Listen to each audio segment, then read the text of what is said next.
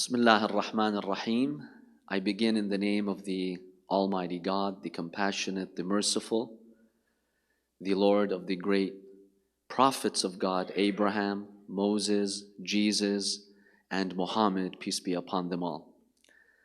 On this wonderful evening, my dear friends from Notre Dame, I'd like to sincerely welcome you to the Islamic Institute of America, which is a mosque, a community center. We have a school here, we have an English seminary here. It's a very, very active community center in the Dearborn and Dearborn Heights. So I sincerely welcome you to our wonderful discussion this evening. We're very, very honored to be hosting you this evening. I hope you all enjoyed the food, even though I heard some of you had just come from dinners, so I don't know how much you enjoyed the food, but hopefully you did enjoy it. So my dear friends, tonight Dr. Berman will be speaking about the various Christian responses to the Quran. So I'd like to just share with you a couple of words about the Quran. My name is Mohammed Kazwini. I graduated from the seminary of Qum in Iran, which is the largest Shia seminary in the world. I studied there for about 10 years. And 2 years ago, I came back to Michigan and I settled, and I'm an imam at this institute, along with my father, Imam Hassan Kazwini. Some of you may know him. He's been to Notre Dame a few times in Indiana. And we have a seminary here. I'll be teaching tonight, so I'll have to miss some of the program, unfortunately, to go to my classes. But that's my background. I studied theology, I studied Islamic law and the Quran at the seminary. So for us Muslims, the Quran has been inspiring us for more than 1,000 years. We believe that the Quran is the actual word of God revealed in the Arabic language. So the Prophet Muhammad did not compose the words of the Quran. We believe that the Almighty God composed those words, and he was just a messenger who received revelation through the Archangel Gabriel, and he delivered it to the people. Otherwise, the Prophet Muhammad was unlettered. He never practiced reading or writing. He was never formally educated anywhere. And God chose him to convey the words of the Quran.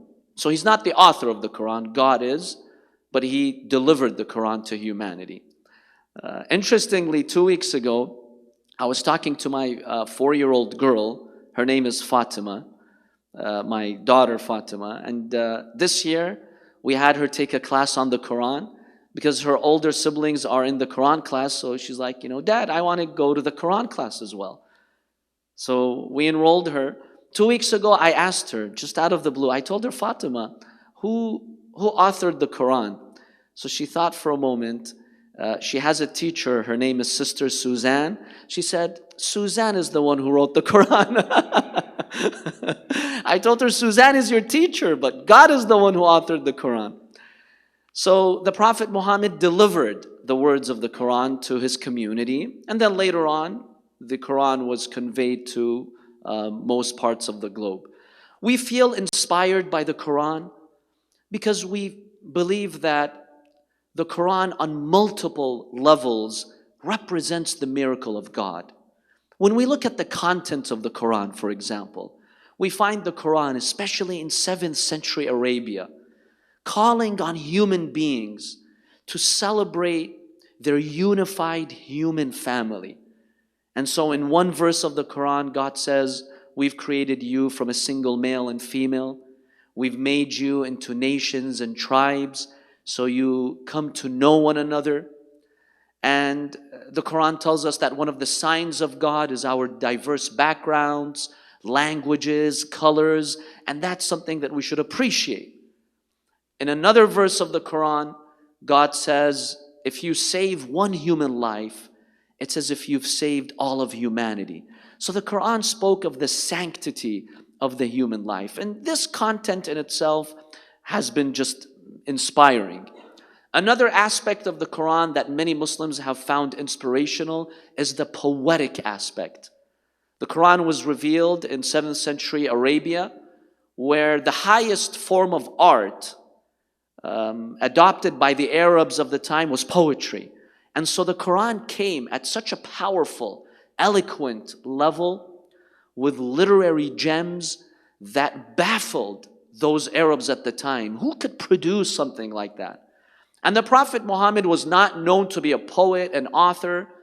He never was seen improvising or writing it somewhere and then editing it. He would just receive those words in the form of revelation, and he would speak those words to his people in times of war, in times of peace, when he was at home, when he was traveling, when he was tired, when he was ill. He maintained that same level of amazing eloquence. And that inspired Muslims that this is indeed, from the Almighty God. Even phonetically, for those who speak Arabic, they're inspired by the words, the tone, the melody of the Quran. I'll share with you one quick example, just to demonstrate to you how even the sounds and the letters of the Quran in Arabic have inspired Muslims. So one of the short chapters that we have in the Quran, in fact, it's the last chapter, chapter 114. It's just a few verses. The theme of the chapter is the whispering devil, Satan, who whispers evil into our minds, who puts evil thoughts into our minds. That's basically the theme of the chapter. Now, because the idea of a whisper is something that's silent, right? The Quran uses silent consonants and letters to even convey that meaning phonetically. So even if you don't speak a word of Arabic, I'll read to you the chapter just to get an idea of how Muslims were even inspired by the words, let alone the content of the Quran or the scientific references in the Quran. So I'll read it in Arabic. God says in this chapter, Bismillah ar-Rahman ar-Rahim, قُلْ أَعُوذُ بِرَبِّ النَّاسِ مَلِكِ النَّاسِ إِلَهِ النَّاسِ من شر الوسواس الخناس الذي يوسوس في صدور الناس من الجنة والناس. Did you notice this S sound in the verse and in the chapter? The theme of it is the whisper. And so even the sound of the verse helps the person reciting it to think of the whisper. So the idea of the chapter is be careful from evil whispers or thoughts and try to resist that and stay focused. So just to give you an example, Muslims have just been inspired, those especially who speak the Arabic language, to really touched by these words of the Quran. So tonight we have our dear friend, Dr. Thomas Berman. He's going to talk about the Quran from this particular aspect, the various Christian responses and reactions to the Quran over the years. And our dear friend John Fitzpatrick from the Notre Dame Club of Detroit, he's going to now come and inspire us with his words, and then he will also welcome Dr. Berman for the keynote speech. So once again, I'd like to sincerely thank you to coming to the Islamic Institute of America. After the program, one of our dear sisters here will give you a tour of the place so you can see this wonderful facility. It's a big facility. It was formerly a Faith Baptist church, and they relocated to another place in the Detroit metro area. So we moved here about 3 years ago. So I sincerely welcome you, and you've honored us with your presence tonight. God bless you, and I end with the greeting of Islam, which is peace be with you. Assalamu alaikum.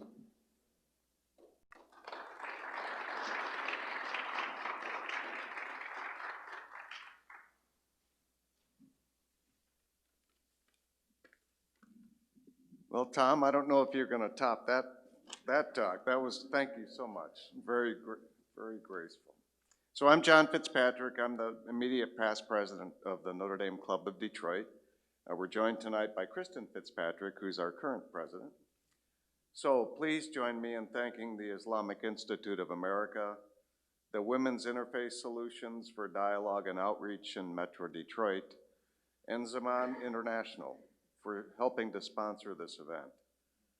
In case you didn't know, since 1923, the Notre Dame Club of Detroit has served as an ambassador for the University of Notre Dame in the Detroit community. Now, the Hesburgh lectures were inspired by Father Hesburgh, the late Father Hesburgh's legacy of lifelong learning. And the series has brought lecturers, university faculty to Notre Dame clubs and communities since 1986. The lectures are presented by mostly tenured faculty and showcase the depth and breadth of Notre Dame's academic expertise in research and in teaching. The series furthers the mission of the university to provide meaningful continuing education to Notre Dame alumni and friends.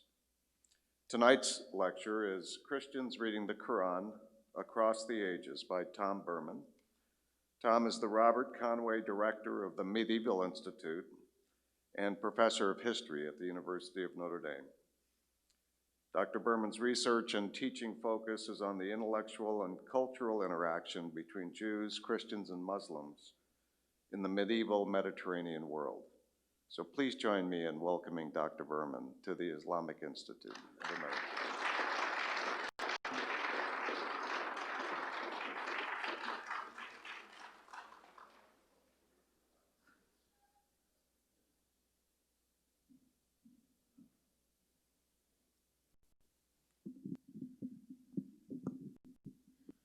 All right. Can you hear me back there? Do you want to hear me? Are you sure? We could turn it down if you'd rather sleep. It's a great pleasure for me to be here, hosted by the Detroit Area Notre Dame Alumni Club, hosted by this marvelous Islamic Institute, and by the other important sponsors of this event. It's a little bit of one of those weird everything coming together moments for me, because I am and have for a number of decades been an Episcopalian, but I grew up among the Baptists. And in fact, the first time I ever looked at a copy of the Quran was in a Baptist church Sunday school, if you can believe that, way back in the mid-'70s at some point. So somehow worlds are colliding here in interesting ways. Let me see if I've got this thing going the right way. Yeah, so I'm talking about the ongoing centuries long encounter between Christians and the Quran. An encounter that goes all the way back to the beginnings of Islam 1,400 years ago. But my paymasters, the dean of the College of Arts and Letters and the provost at the University of Notre Dame would want me not to go on without saying a word or two about the Medieval Institute that I'm the director of. And have the great honor and pleasure of being the director of. The Medieval Institute, you may not know this, is the oldest interdisciplinary institute at the University of Notre Dame. We're almost 75 years old, and we'll be celebrating that anniversary in a big way a couple of years from now. The Medieval Institute is where graduate education at Notre Dame began. The first PhD degrees were granted in our institute. As far as sort of national and international recognition, the Medieval Institute is probably the best known institute at the University of Notre Dame as well. We bring people from all across the world to give lectures and to attend seminars at our center, and everybody knows about the Medieval Institute.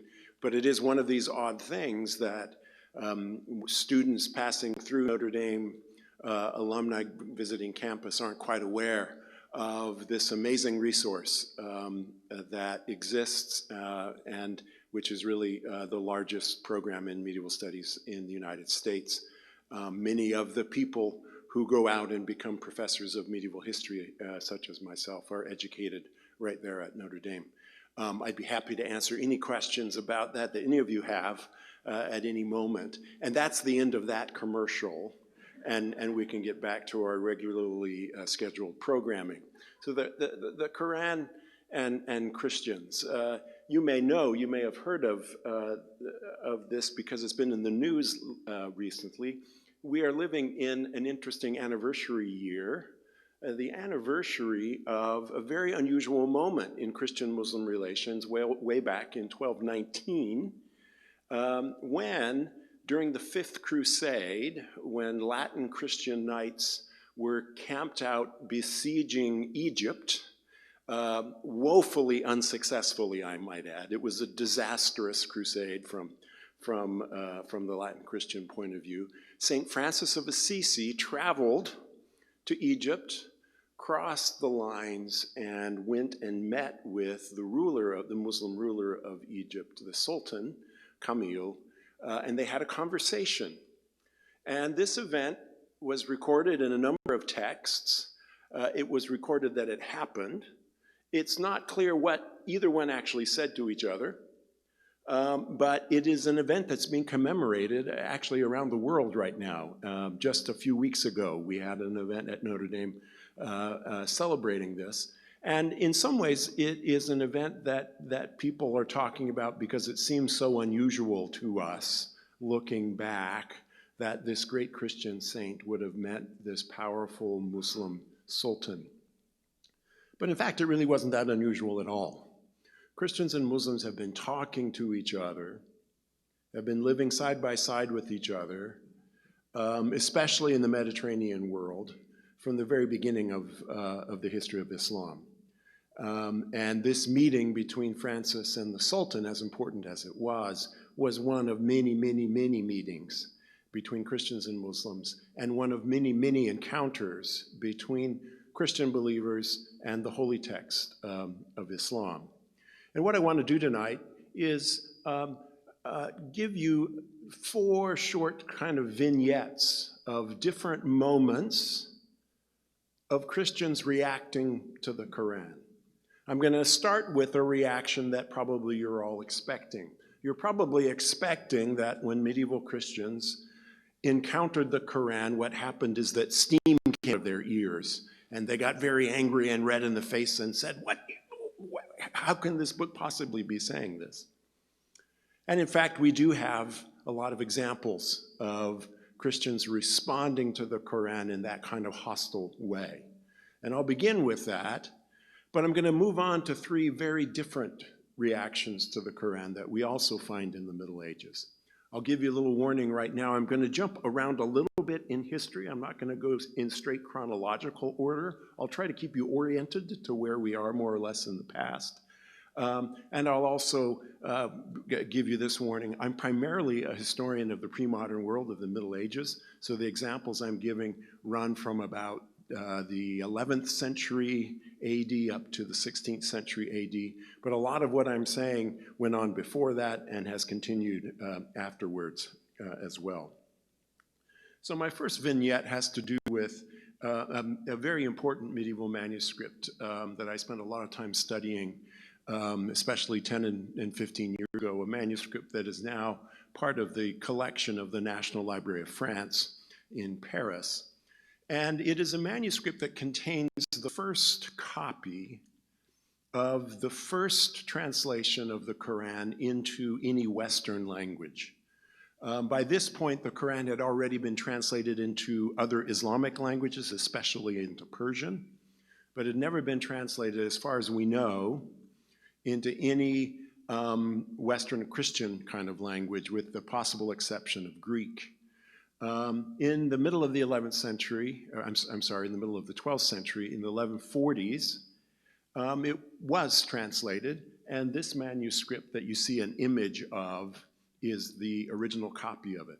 And what you see there, and it doesn't come out very clearly, this in the manuscript itself is red and black drawing, and what you see here is a human head, or a more or less human head, and a body that looks like a fish.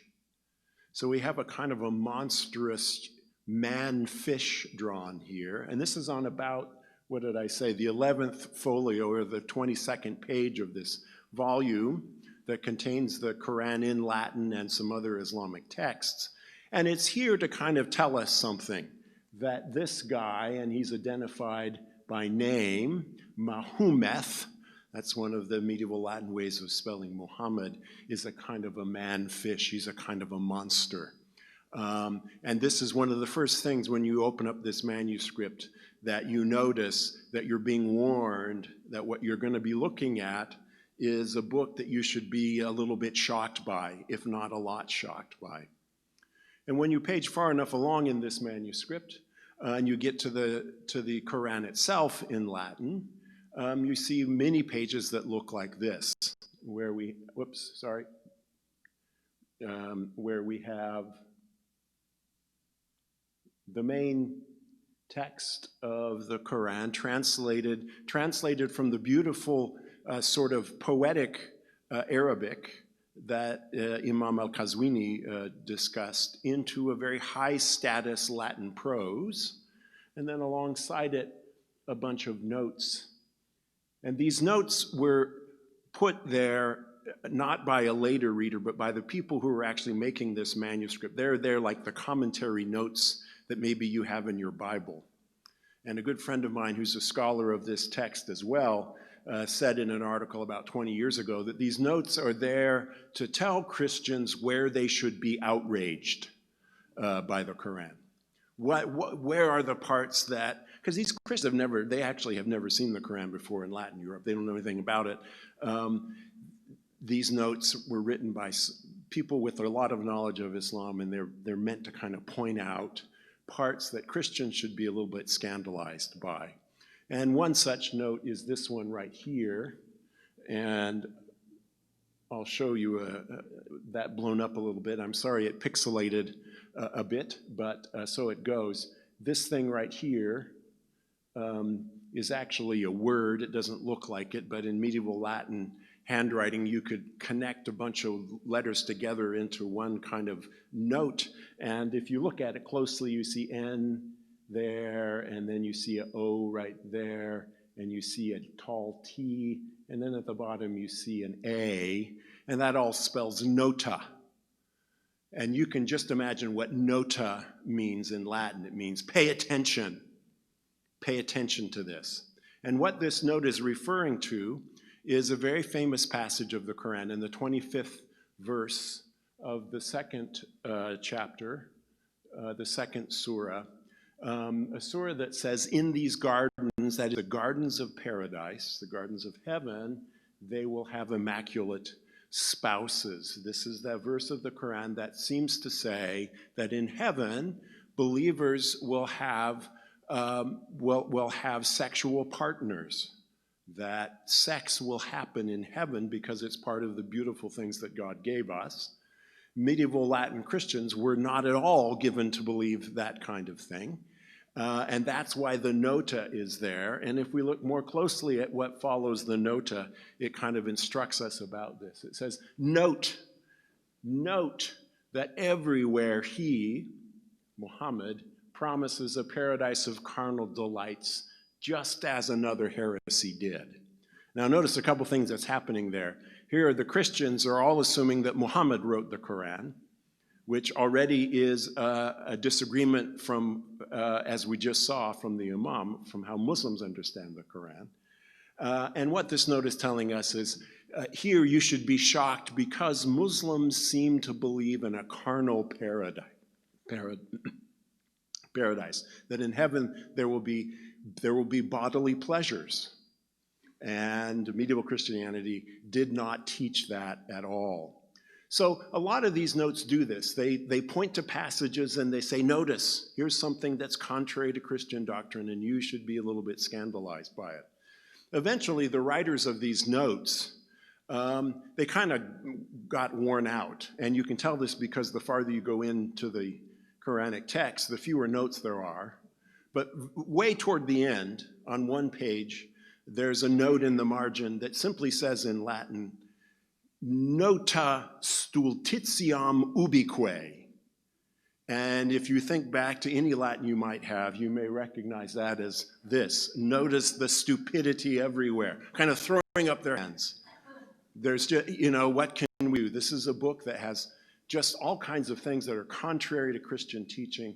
We should be scandalized by it. Okay? So that is a hostile reading of the Quran from a medieval Christian context. I could give you a lot of other examples of this. It's a reading of the Quran. It's a way of encountering the Quran, interacting with it, that is always present, remains present all the way down to now. But what I want to really emphasize tonight is that it's not the only way that medieval Christians interacted with the Quran. There are a range of other possibilities. And my second vignette deals with a particular person that we happen to know a fair amount about, and especially about his interaction with the Quran. Deals with this guy. So those of you who went to Catholic schools maybe can identify what habit this gentleman is wearing. Do you recognize that habit? That is the habit of a Dominican friar, right? They are the black friars, and he's wearing that black. And remember that the Dominican friars, founded in the early 13th century, were the extremely learned order, religious order of the later Middle Ages, and dominated in many ways the university system in the 13th and 14th centuries. And Thomas Aquinas was a Dominican, and St. Albert, his teacher, was a Dominican. So these are a very learned group of scholars. And this particular Dominican is an Italian by name Ricoldo da Monte di Croce. His given name was Ricoldo. He was called da Monte di Croce because he had actually traveled to the Middle East, to the Mount of Calvary, Monte di Croce, and he had actually spent a long time in the Holy Land, and then in the Arab and Persian Islamic world, perhaps up to 10 years traveling, including spending a lengthy period of time in the great intellectual center of Sunni Islam in this period, and that was Baghdad. And according to his own autobiography, says he even discussed religious issues with great imams in Baghdad. Now, Ricoldo, in addition to all of his travels, learned Arabic really well. And when he got back from traveling in the Middle East in about the year 1300, he proceeded to write a treatise called Against the Religion of Islam. And this is a short little book. It's really not much more than a pamphlet, maybe 40, 50 pages long, but it was highly influential. And from this period, for the next 500 or so years, if you read a book against Islam, you probably read Ricoldo's. It was widely enough read that even Martin Luther, hundreds of years later, would take this text and translate it into German, because he thought his Protestant readers ought to know about what Ricoldo says about Islam. Now, the further interesting thing about Ricoldo is that, remarkably enough, his own copy of the Quran in Arabic survives to this day in the same library in Paris, the National Library of France in Paris, and here it is. This is a copy of the Quran actually made in the Middle East, in Egypt or Syria, the end of the 12th century. And you can see that in the margins, we maybe can't see it from where you are, but we have writing in another language. These are Latin notes, and they're actually written in two different hands. We have one set in a smaller set of handwriting here and actually here, and then a set in bigger flowery language. And one of the cool little things I was able to figure out in my scholarly career is that the notes in the small hand are written by Ricoldo himself, and that this was Ricoldo's own copy of the Quran. And in fact, he was reading this particular copy of the Quran when he was writing that treatise against Islam. So we have the very remarkable ability in his case to actually watch him read the Quran and think about it and then write about it in this treatise that became so widely read. And we find really interesting things when we do that. One of the things we find is that Ricoldo was no dummy. He knew that the Quran was a really hard book, as most holy books are, and that it would be really useful to have another translation that he could refer to, even though he knew Arabic himself. And it's very clear that he, as he read this copy of the Quran, had beside it another Latin translation, which itself was almost a verbatim translation of Arabic into Latin. In other words, the Arabic word order is preserved in the Latin so that you can, which makes really weird Latin, by the way, and so you can use it to follow along the Arabic text really carefully. And we know that he was doing this because very often when he writes his notes in his own copy of the Quran, they are directly from that translation. Not always. A lot of times he translates them anew himself, but very often he follows this translation by this man named Mark of Toledo, who was a Spaniard. But we find something else when we follow through his Quran reading, and that was that even though Ricoldo himself was no particular friend of Islam, remember he's writing a treatise against Islam, he was nevertheless fanatically dedicated to understanding the Quran properly. He really wanted to make sure he understood every word correctly. And we can see this as he keeps going back and fixing problems that he sees in either this earlier translation or his own as he works through these verses. So let me give you a little example of this. And this will feel like a little bit of heavy lifting. There'll be a little bit of Latin here, a little bit of Arabic here, but stay with me and we'll plow our way through it. So there's a verse in the third surah of the Quran in which God is the one speaking here, is telling Muhammad and his followers about what kind of food is halal, what kind of food is allowable to eat. And we're having kind of a dispute. God is having a dispute in a way with the Jewish community who live in the vicinity of Muhammad. And he says, look, all food was made licit to the children of Israel, all except what Israel, that is Jacob, made illicit for himself before the Torah was revealed. And then we have this striking sentence. Produce the Torah, get out the Hebrew Bible, and read it if you are faithful. So God is telling Muhammad to tell them, go check the Torah. Check the Torah, and you'll see that I'm right, okay? So Ricoldo's really interested in the last part of that verse. He's interested in it because it suggests that the Quran is saying that the Torah is an authoritative scriptural book, just like Christians believe. So here's the Quran telling us that our Bible is an authoritative scripture. So he's very excited about that verse. And when he comes to it, but let me back up just a second. So Mark of Toledo, that earlier translator, had come to this verse, and when he translated it, he gave us the Latin that you see in front of us. Aferte legem decaloge et sequimini eum sivos estis veraces, which means almost the same thing as the Arabic does, as the English of that sentence does. It says, produce the law of the Decalogue and follow it if you are truthful. The big difference is this phrase, lex decalogi, the law of the Decalogue. The Decalogue is a word that refers to the Ten Commandments, right? The Arabic word in question, Torah, means just what Torah does in Hebrew. It means the first 5 books of the Hebrew Bible, or the whole Hebrew Bible, one or the other. It doesn't mean the Decalogue at all.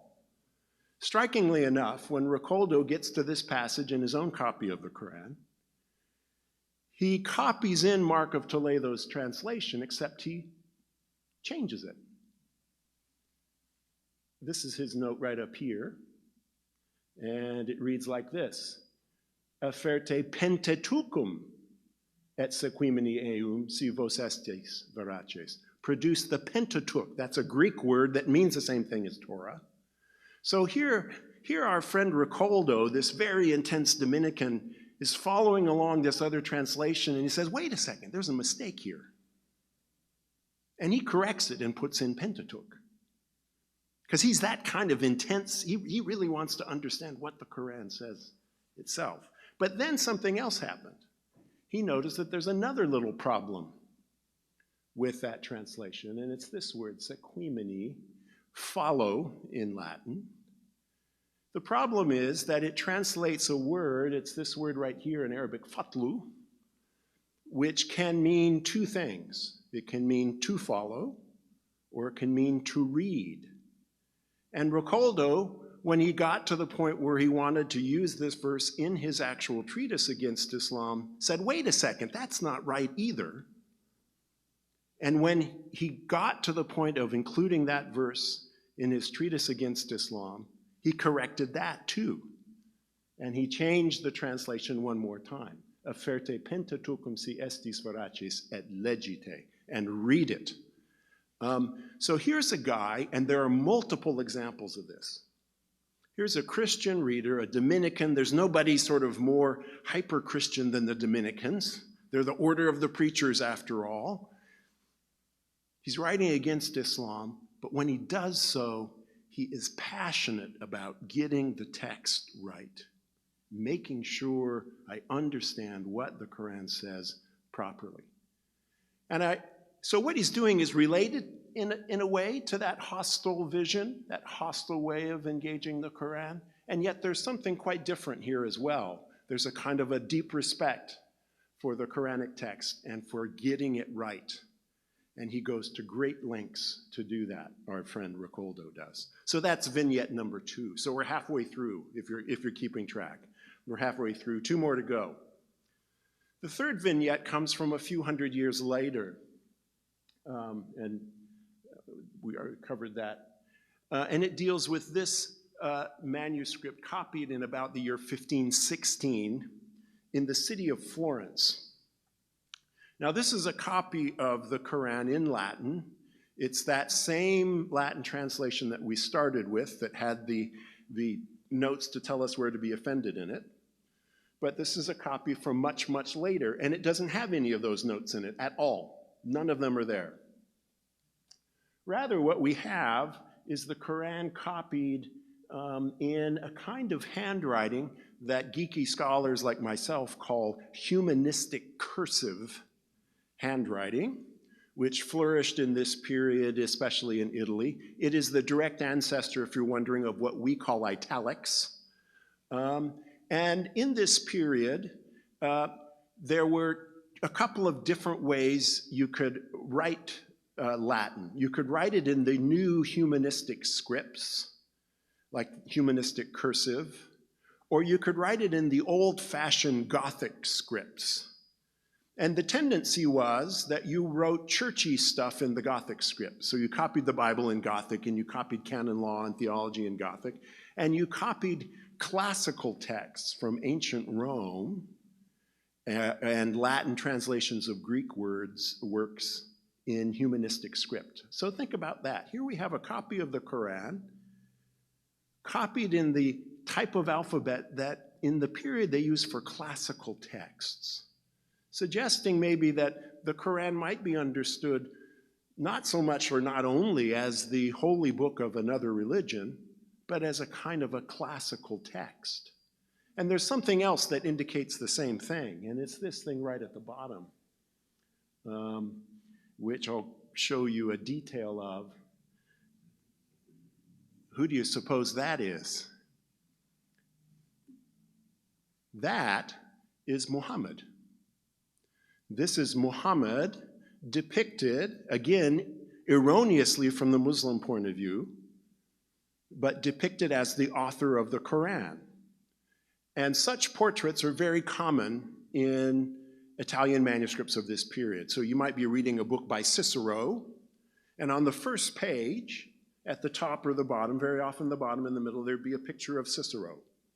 And we would know this is an important text that we all ought to be kind of impressed by. And in this case, we have the Quran, and we put an author portrait of Muhammad, and he's holding his book. He's dressed like a contemporary Turk, because those are the Muslims that were known in 16th century Italy. And the interesting thing about this portrayal of Muhammad is that we know what it looked like when Renaissance artists wanted to depict Turks as meanies, because we have lots of depictions of that, like these ones. So these are depictions of the contemporary great Sultan, Mehmet, the Ottoman Sultan, depicted as this fierce, warlike, powerful leader, which in many ways he was. He was one of the great generals and political leaders of his age. And you can see that the artists have put a lot of effort into making him look like he's a severe kind of guy. It's quite a contrast, I think, to the images we have, the image we have of Muhammad there. What I want to compare that image of Muhammad to is something else that's contemporary. Just a generation before, in one of the first printings of the works of Aristotle, there's a beautiful illumination right at the beginning of Aristotle learning from his teacher Plato. And notice that they are both dressed up as if they were Oriental, kind of Turkish-looking wise men. This is a very common depiction for the great Greek thinkers of the past, that they were somehow equivalent to the sort of turban-wearing wise men of the Ottoman world. And if we put Muhammad's image, whoops, pressing the wrong buttons here, side by side, we kind of see that it's a similar sort of depiction. This is not Muhammad as a fierce warlike leader. This is Muhammad as a kind of an Oriental wise man who was the author of a classical text that we copy in humanistic cursive letters. And the first time I ever gave an academic paper about this particular copy of the Quran, a longtime friend of mine who was in the audience raised his hand at the end, and he said, you know, Tom, what this version of the Quran makes me think of is the Penguin Classics. And I think he was exactly right about that. This is sort of the Penguin Classic edition of the Quran in 1516 in Italy. There are no polemical, hostile notes in it. There's nothing in there to tell you where to be outraged or horrified. This is a copy of the Quran that you might own to show that you are a sophisticated, educated, worldly person who knows the importance of Islam and that kind of thing. There's no hostility toward Islam at all in this particular version of the Quran. And one of the interesting things about it that I didn't mention earlier is that we know for whom this manuscript was made. Because on that first page, up at the very top, there's a fancy M, and it has a design nested in it that is the sort of the brand of a particular order of friars in Florence who are called the Servite Friars, and whose church still exists in Florence, not very far from the Duomo, the Church of the Santissima Annunziata. This was the Penguin version of the Quran made for Servite Christian friars. Okay? A very different way of experiencing the Quran than that hostile one we started with. Okay, one more to go. One more vignette. And now I'm jumping back into the past, back to the 10th or 11th centuries, and to Spain, or what was called then Al-Andalus, Islamic Spain. And the group of people I want to talk about are people whom scholars call Mozarabs. This from an Arabic word, mustarib, which means someone who has become like an Arab, someone who has become Arabicized. And the Mozarabs were a group of, a fairly large one, Christians living in Islamic Spain for centuries, literally, generation after generation, who gradually took on all kinds of Arabic qualities. They began to speak Arabic as their native language. They began to take on Arabic names. They might name their son Yaqub rather than Jacob. They began to write in Arabic. They even began to translate the Bible into Arabic. So all the same processes happened to produce them that eventually produced groups like the Maronite Catholics, or the Melkite Church in the Middle East, the Copts, which all became Arabic-speaking Christian groups. And one of the striking things about this process is that in almost every case, as these Christian groups became Arabicized, they became a little bit Islamicized at the same time. Partly this has to do with the great prestige of the Quran in all Arab society. If you meet a well-educated Arab Christian today, somebody from Egypt or somebody from Lebanon, it's very likely that though they're Christians, they've memorized the whole Quran and they can recite big portions of it. And that they actually enjoy listening to the famous reciters of the Quran on the radio.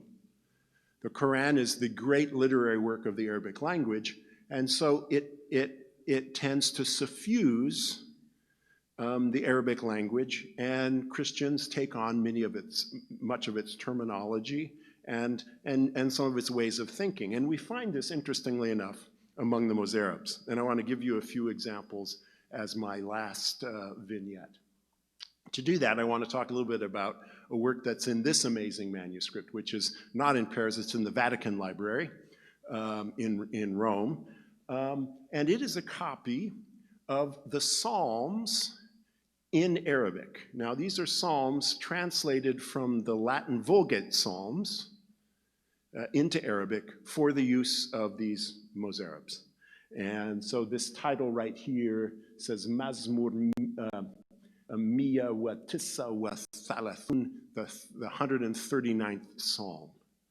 I'm going to do a little bit of a sidebar here because there's something so interesting about this manuscript that I just can't help myself talking about it. This manuscript went through a lot of different people's hands, and it demonstrates how widely books could travel in the Middle East. So it's translated from Latin into Arabic, right? But very quickly after it was copied down in Arabic, somebody got a hold of it and they said, wait a second, I'm a Christian probably living in Al-Andalus, but I know Latin better than I know Arabic. And I need to find where the beginning of each of the important Psalms is. And so what I'm going to do is add in the first lines of every Psalm in Latin. And that, in general, was how people talked about the Psalms in the Middle Ages. You didn't talk about Psalm 128 or whatever. You talked about the Psalm that began with X words, right?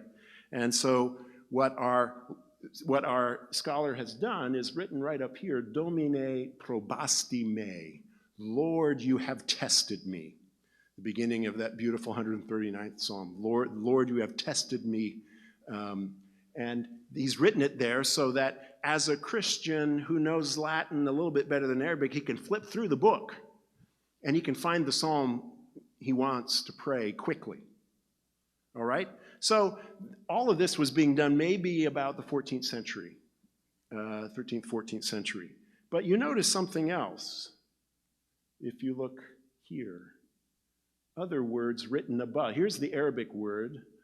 The Arabic words here, and then above them we have something else. And what this is Hebrew. And that's because eventually this book got into the hands of a Jewish rabbi, whose name we know because he wrote his name in it. And this rabbi went through this copy of the Psalms, translated from Latin into Arabic, and wrote in above every word what the original Hebrew word was.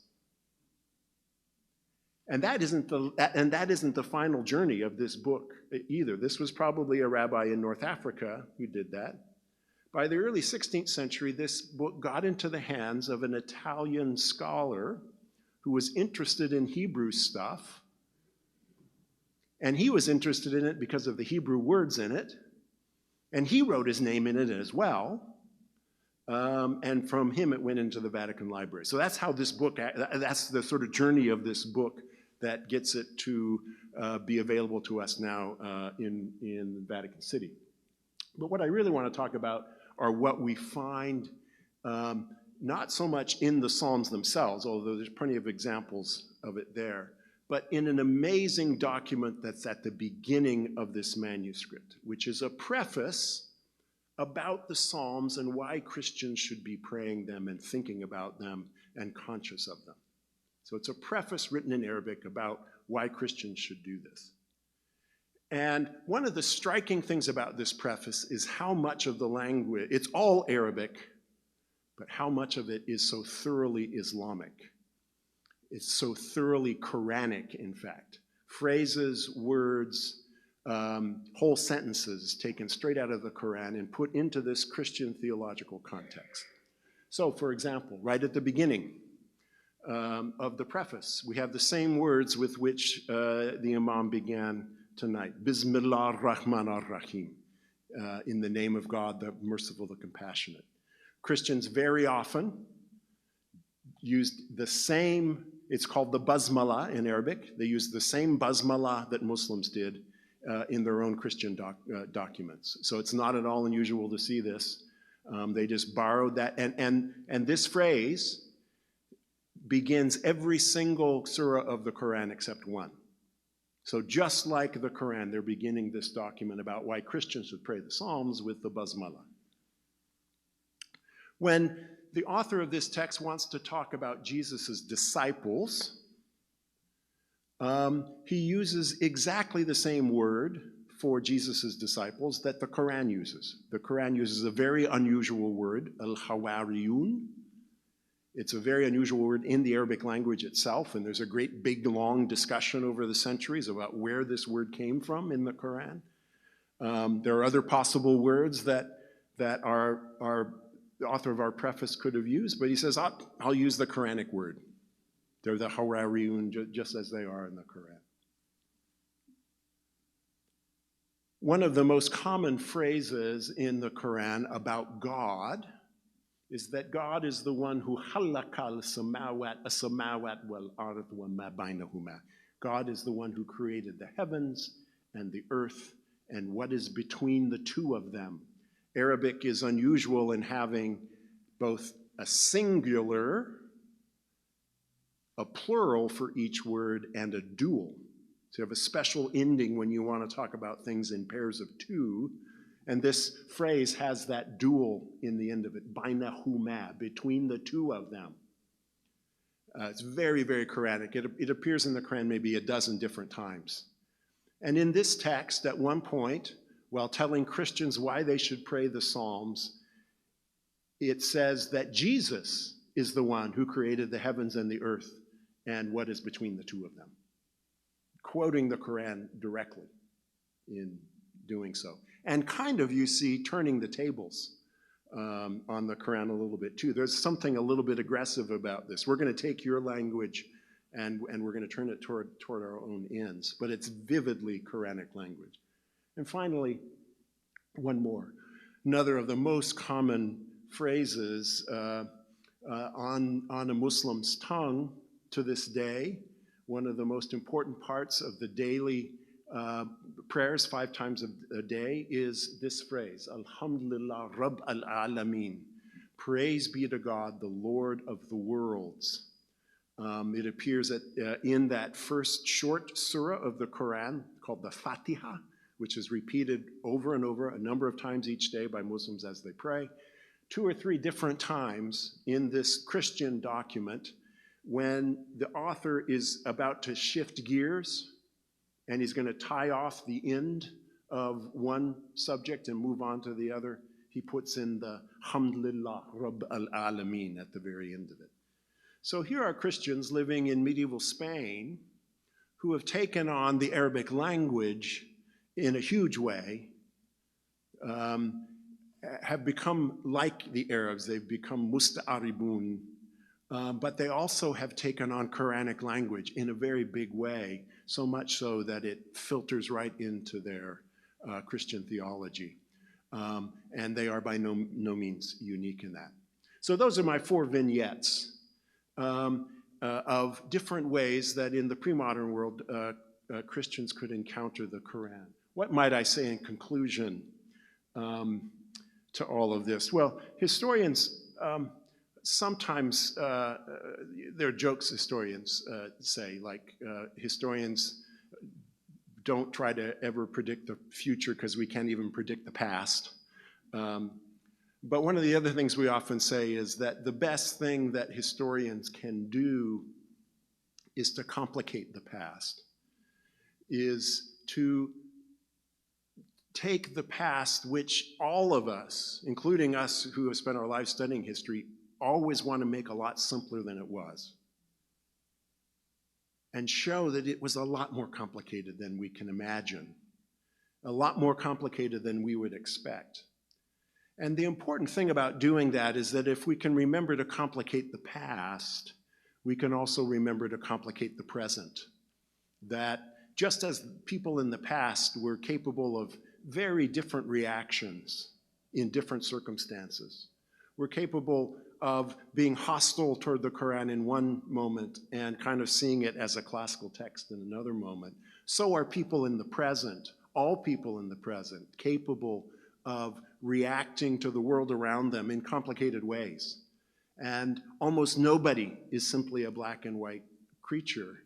The past maybe is the best way we can see that.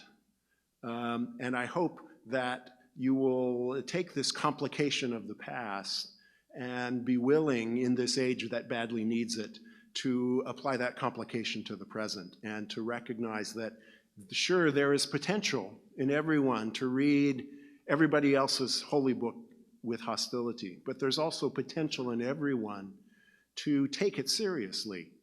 And there's potential in everyone to maybe admire this other book as a classic, and there's maybe potential in everyone to somehow learn something from that other holy book.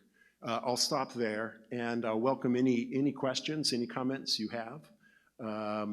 Feel free. And I think there's a microphone, so if you have a question, raise your hand, and this gentleman.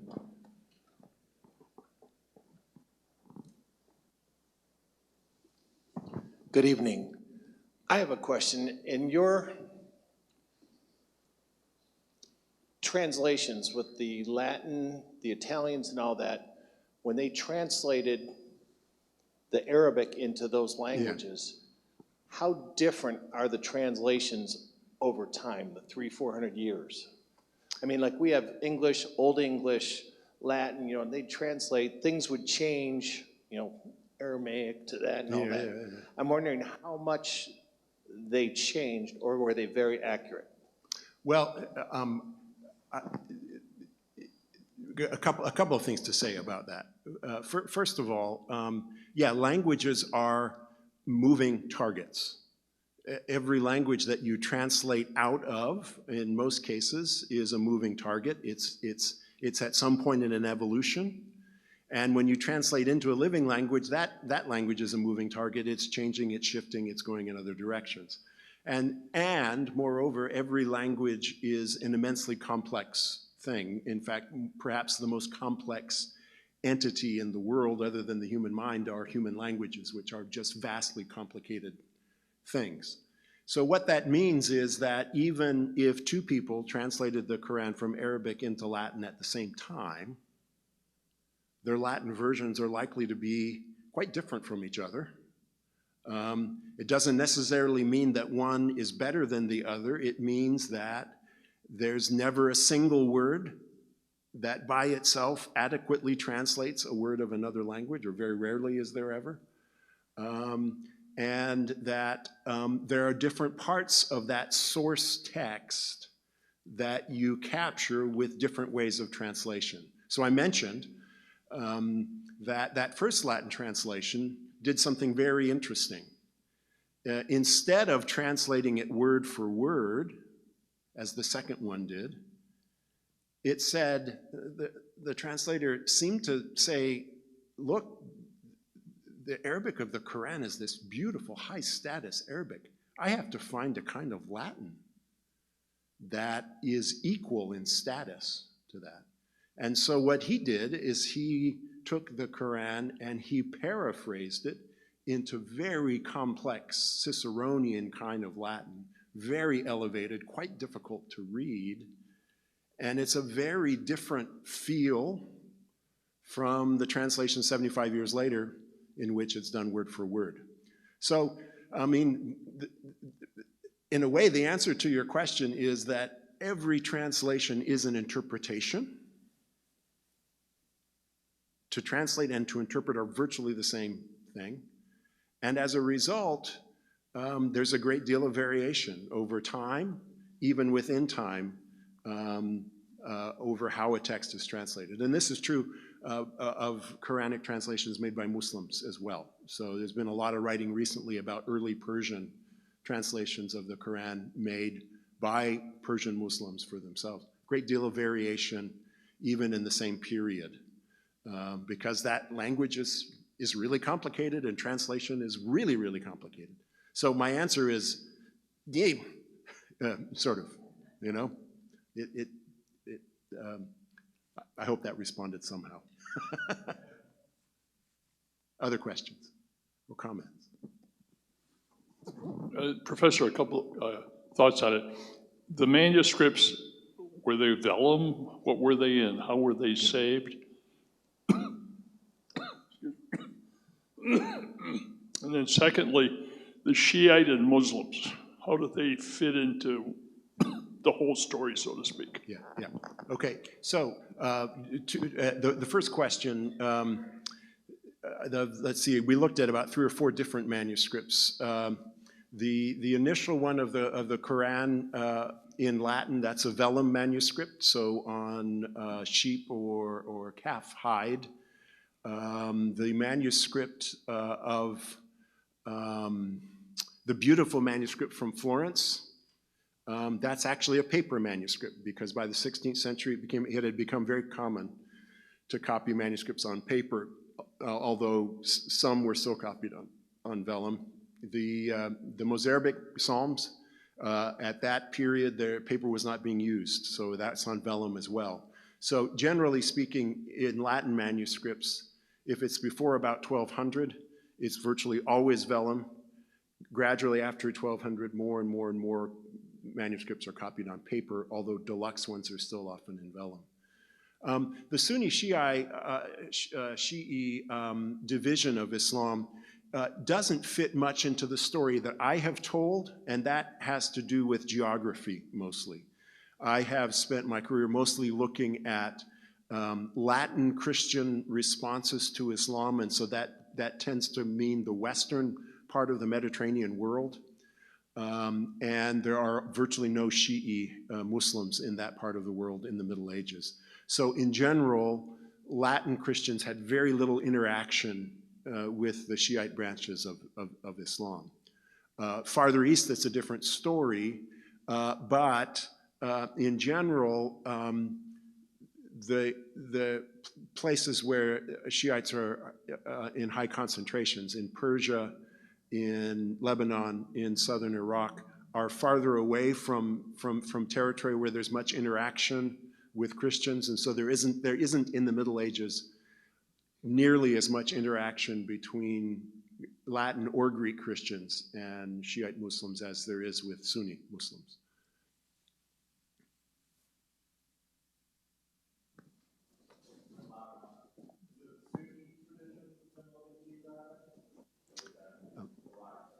Okay, so the question is about what's called the Sufi tradition. The tradition, a Sufi is a Muslim ascetic who often not only practices asceticism a little bit like a Christian monk or a hermit, but also may well be a mystic. And in fact, eventually the word tasawwuf, which comes from the word Sufi, means mysticism, a mystical direct experience of God. Sufism existed everywhere in the Islamic world, and it existed recent scholarship especially emphasizes it in a much higher degree than most scholars thought 30 or 40 years ago. Sufism was much more mainline throughout the Middle Ages than we've long thought. And so we have important Sufi sheikhs all the way in Morocco and in Al-Andalus. One of the great theorists of Sufi mysticism, Ibn al-Arabi, is from Islamic Spain, all the way to the far ends of the Islamic world in the East. And Sufism associated it in a way with the Sunni tradition, but it crosses the Sunni Shiite boundary as well.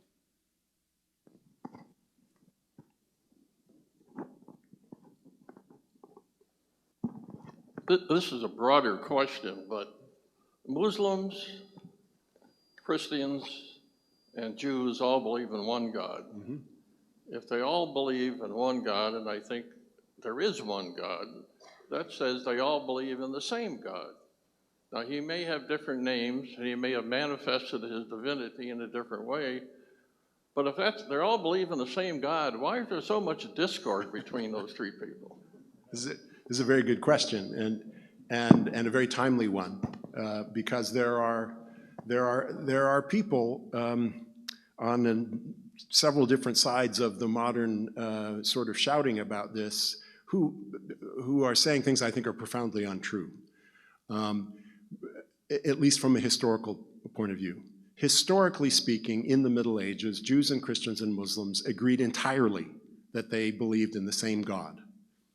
This modern notion that has developed, I'm sorry to say, among certain evangelical Protestants, that the God of Islam is a different God is an innovation of the modern period. And one of the ways, you know how we know this? We know in a very simple way. They all used exactly the same word to talk about God. If you were a Jew or a Christian or a Muslim living in the Islamic world, in the Arab world, you all prayed to Allah. That was the normal word you used. And so if you open a medieval Christian liturgical book or a translation of the Bible where it says Elohim in Hebrew, it says Allah in Arabic. And Jesus is called the Son of Allah. No one had the notion that somehow Muslims worship a different God. The second part of your question is, I think, why is there so much hostility? I often think that the reason there's so much hostility is precisely the same reason that there can be so much hostility within the same family. It's because these groups know very well what they're talking about when they talk about God. They know each other really well. They know how to push each other's buttons. When medieval Christians got far to the east, and this happened, Christian scholars got far to the east and they met Buddhists, they found they had almost nothing to talk about because none of their language about matters divine, very few of their ways of thinking about matters divine were similar. They didn't have much to talk about, they didn't have much to argue about. Jews and Christians and Muslims, because they have so much in common,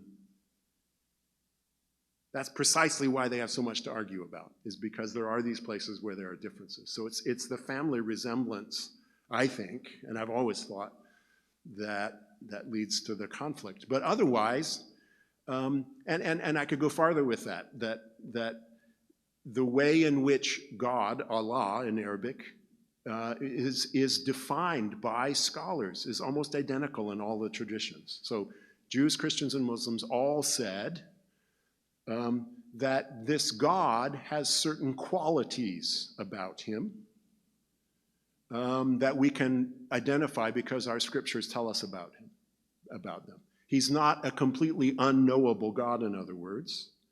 He has certain qualities. They usually call them attributes, in Arabic, sifat.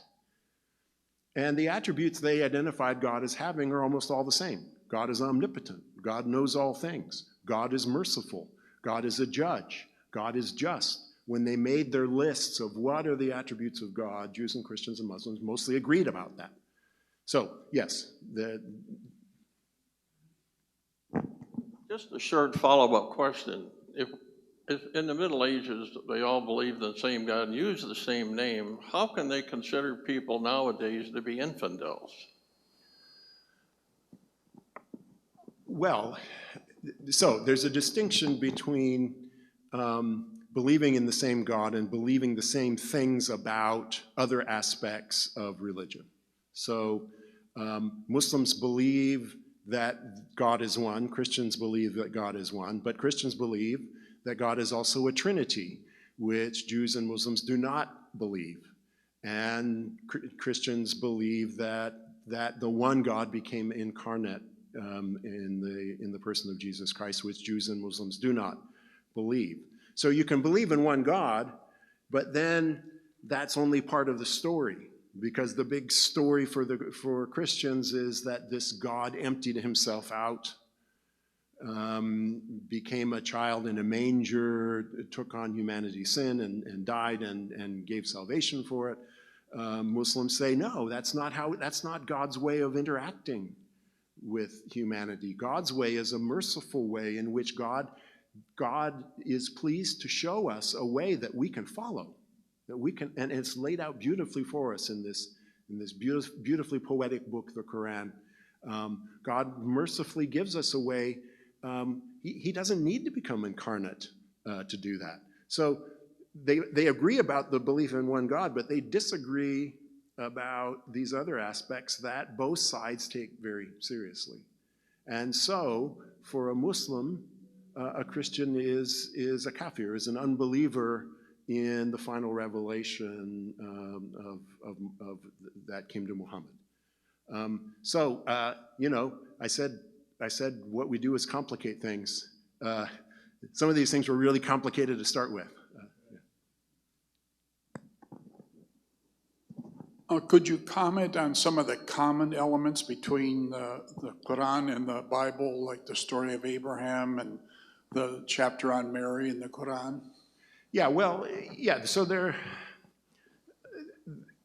are many, many passages of the Quran that are very similar to passages in the Bible.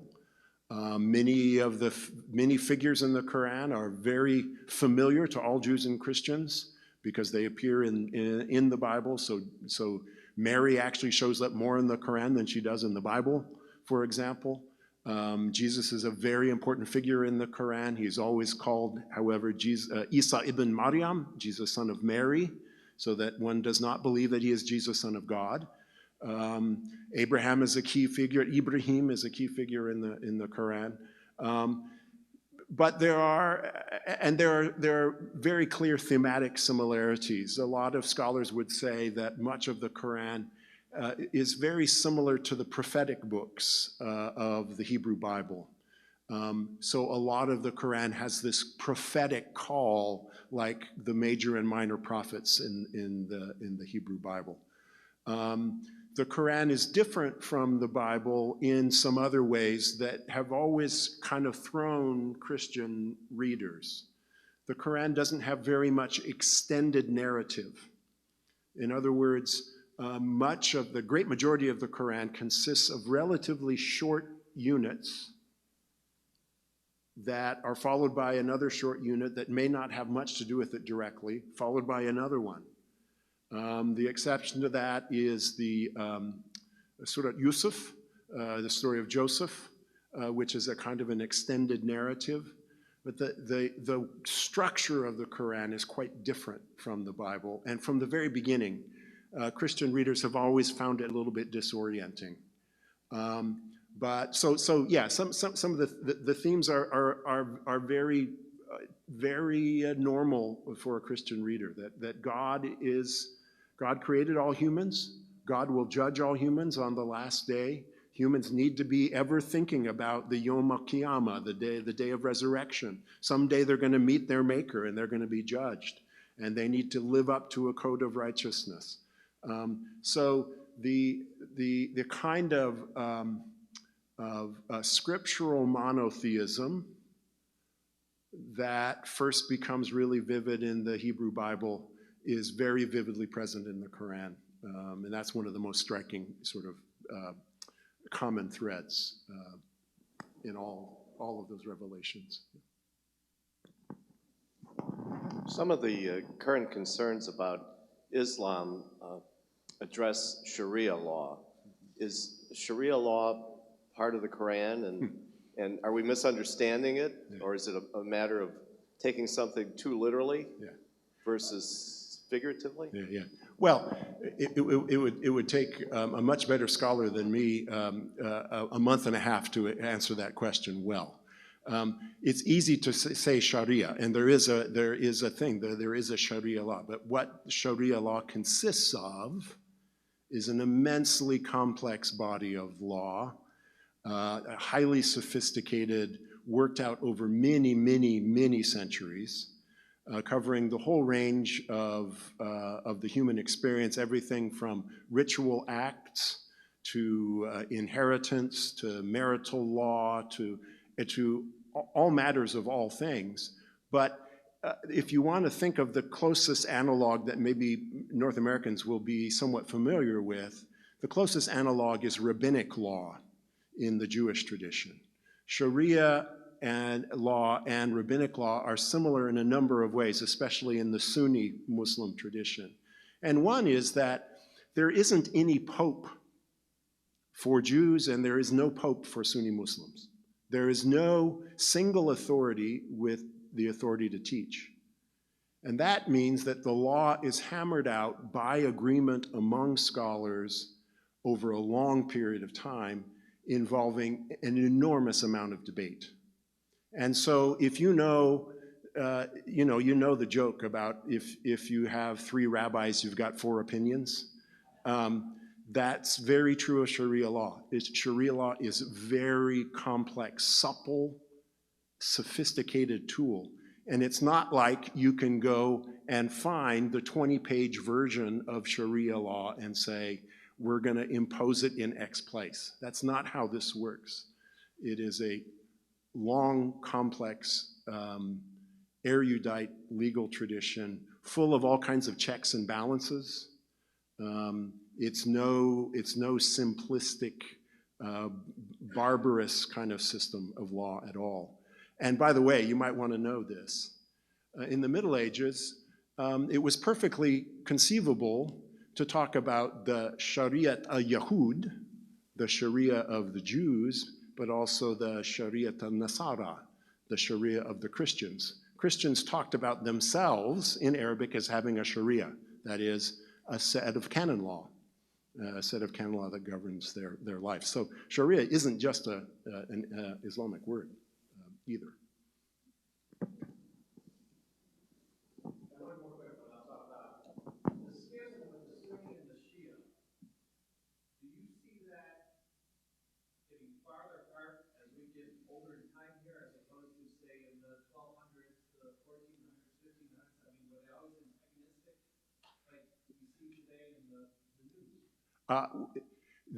This is the easy question to answer, because this is when I get to say, look, I'm a pre-modern scholar. You know, after 1600, I'm lost. But what I will say is this: that throughout the Middle Ages, there's much more interaction between Sunnis and Shi'i than either side would like to think, and certainly than history has recorded. It's well known that there are certain figures who are Shia writers who are held to be great authorities in the Sunni tradition and vice versa. Furthermore, there are a lot of different kinds of both Sunni Islam and Shia Islam, and a lot depends on which of these individual groups you're talking about, just as is true of Christians. We got, 4,700 different versions of Baptists, right? Just that, right? And we have all of these other ones, and so it's very difficult to say even what the Protestant versus Catholic sort of dispute might be about, because there's a lot of different kinds of Protestants. There's a lot of different kinds of Catholics too, right? So my sense actually is that there is both a parting of a ways that is very strident. The really rigorous Salafi Sunni Islam that is behind a lot of the really radical terrorism of the modern world has no has no fondness whatsoever for Shia Islam. There's, for the Salafi, the Shia are unbelievers. But the Salafi do not make up anything like the majority of Sunni Muslims. They make up a small but influential group of them. And I know in some contexts where Sunni and Shi'i believers interact very regularly. And I'll tell you a story about this. Before I moved to Notre Dame, I taught at the University of Tennessee in Knoxville, Tennessee for a long time. And I got to know people in the local Muslim community quite well. It's a much smaller Muslim community than here. And so the tendency was that all Muslims, whatever their background nationally or religiously, they all kind of hung out together in the same mosque. And the Shiite, a number of Shiite Muslims in Knoxville, Tennessee called themselves Sushis because they were Shiites who went to a Sunni mosque because they didn't have any choice. And I'm sure that happens in a lot of places in the world. So I think it's always best for us to remember how many varieties of Christians there are, and then remember that there are just about as many varieties as Muslims out there before we make any generalizations about either group.